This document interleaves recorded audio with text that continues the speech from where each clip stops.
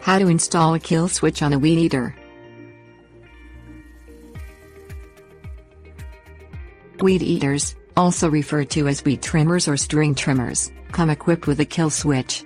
This switch is typically located on the handle, near the operating trigger. This is a red toggle switch the operator depresses to shut the gas engine off. This switch may begin to malfunction after many hours of regular use and eventually fail. When a weed eater kill switch fails, it can be replaced by the owner at minimal cost. Things you will need: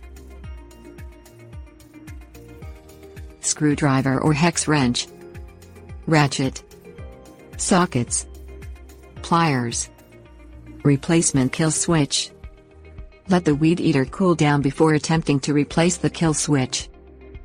Set the lawn tool on an elevated surface, such as a table or workbench, to avoid having to bend or crouch over to work on the machine. Unfasten the retaining screws at the base of the kill switch over the handle/shaft with a screwdriver or hex wrench, whichever is applicable to your specific make and model of trimmer. Pull the old kill switch off of the weed eater's handle.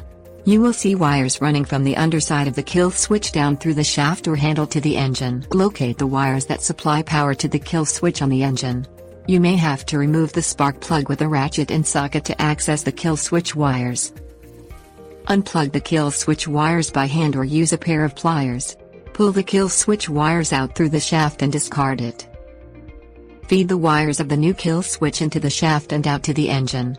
Plug the new kill switch wires in where the old kill switch wires were plugged in and fit the new kill switch into place on the shaft and fasten it with a screwdriver or hex wrench. Replace the spark plug to finish, if applicable. Start the weed eater and depress the new kill switch to test it.